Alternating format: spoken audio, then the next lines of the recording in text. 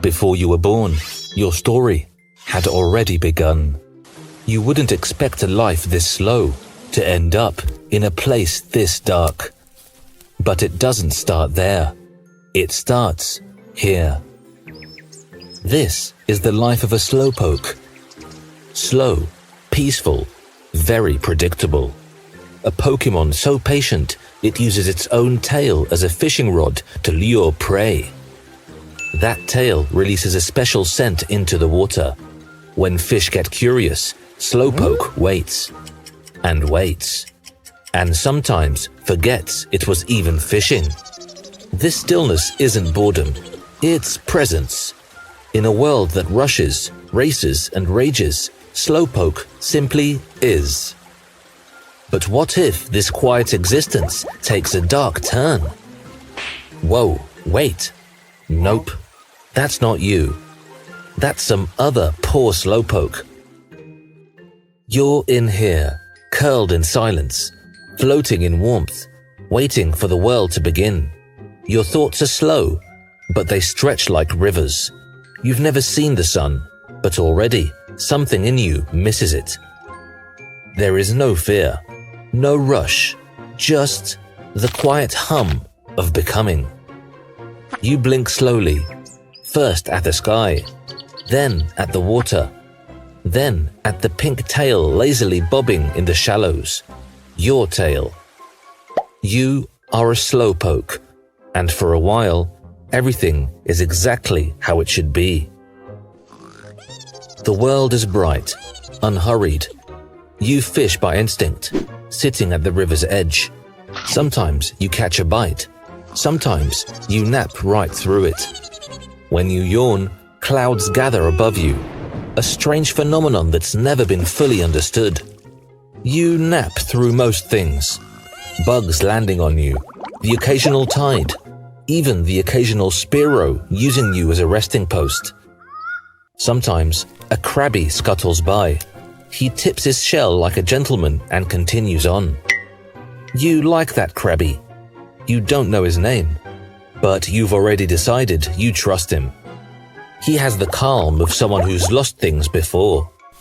That Shellder wants your tail, badly, and each day he tries. Lunges from the bushes, dives from trees, climbs branches and waits for hours. But you never seem to notice. Or maybe you notice just enough to move at exactly the wrong time. It becomes a routine, a game. Him chasing, you existing. The world narrows to these tiny rituals. And for a while, that's enough. But the river whispers a new sound today, a noise that doesn't belong. The air hums with mechanical tension, footsteps louder than nature, strange voices echo in the woods, sharp, human, hungry. Other Slowpoke vanish, their rocks sit empty, their tails no longer ripple the water. Even the bugs seem nervous. One day, you realize your mother is gone. You wonder, distracted by a floating leaf. It takes 10 whole minutes to remember you were looking for someone. Mom? Maybe she went to pick the moo-moo milk and got distracted by her reflection again. You look for her in all the wrong places.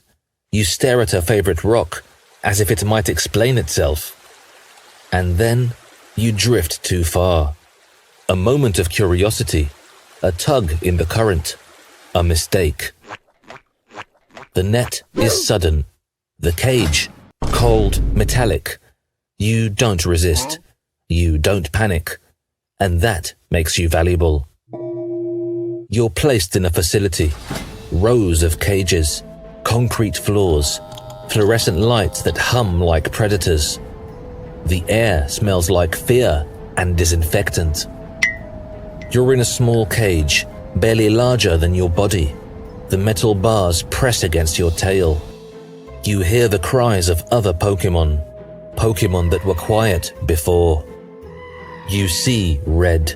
It smells like iron, blood, everywhere. They take your tail, and it grows back. So they take it again and again.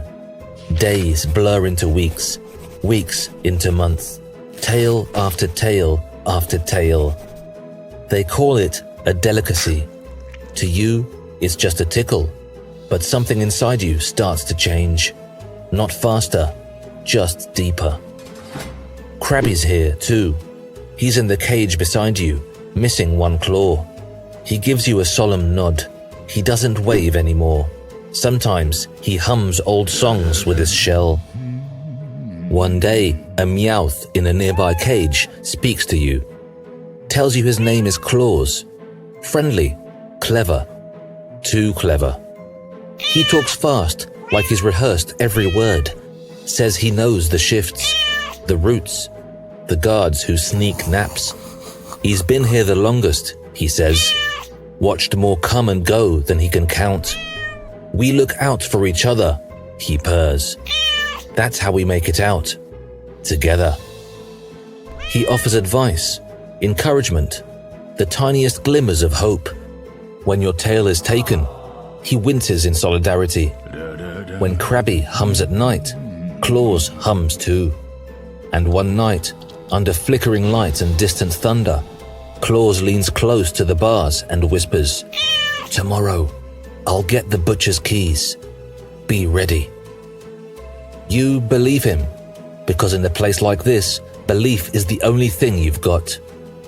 But the next day, Claws is outside your cage, smiling, guiding the butcher, pointing, tail raised like he's just won a prize. You lock eyes.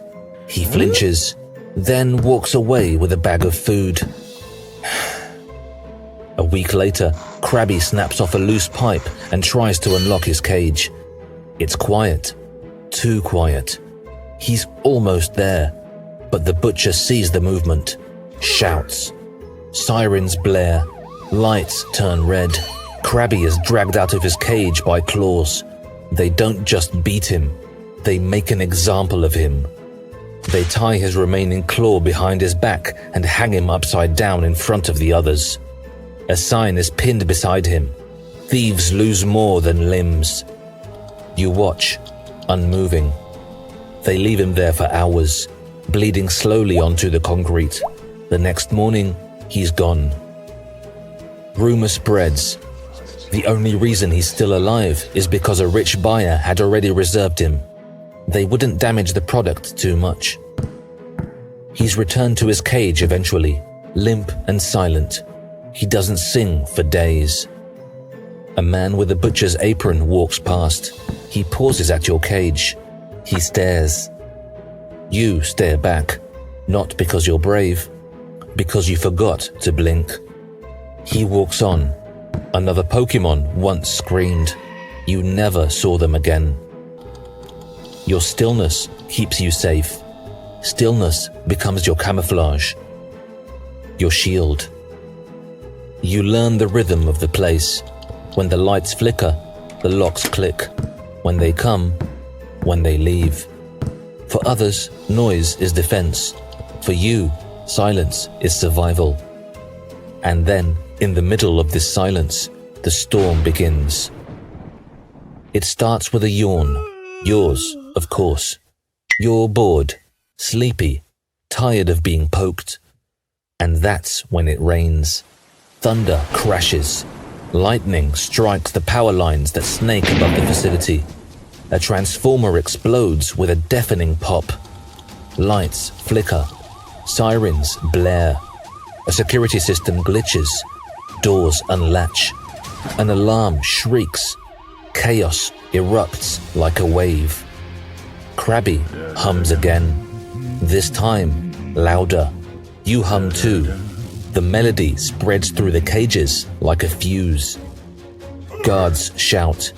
Pokémon panic. You hear Krabby snap his remaining claw and scuttle free. He disappears into the dark.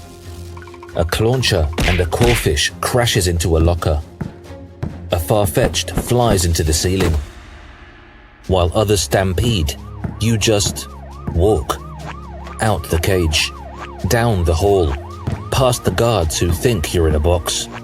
No one sees you because you're not what they're looking for. You're not a threat, not a fighter, just there. And that makes you invisible. Outside, Shellder follows again. Still trying, still failing. This time, dragging a bent spoon like a sword. Why the spoon? No one knows. Maybe he thinks it's a sword. Maybe it's for stirring fate. But he's committed. And for the first time, so are you. You reach a narrow wooden bridge. It stretches across a gorge, now overflowing from the storm. The water below crashes and snarls like it's alive. The world feels like it's breaking open. Behind you, footsteps. Heavy, familiar. The butcher. He's shouting. He's chasing. You step onto the bridge. Slowly. The planks groan beneath your feet. The ropes creak like old lungs. Wind tugs at your body. Rain blinds your vision.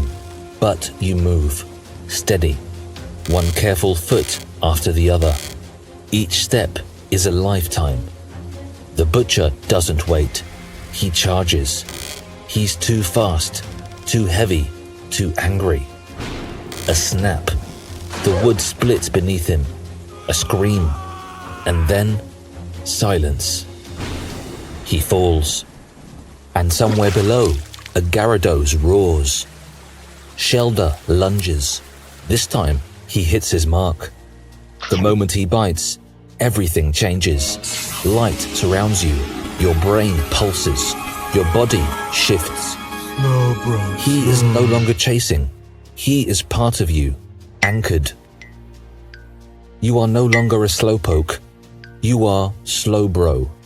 A little stronger, a little wiser. Not faster, but no longer alone.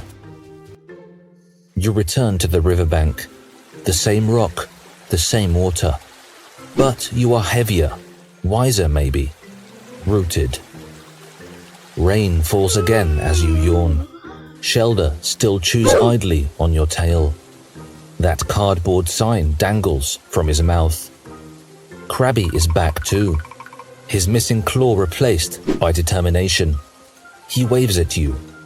You take your time and wave back. The world still races. Let it. You don't need to move fast to move forward. Sometimes doing nothing is everything.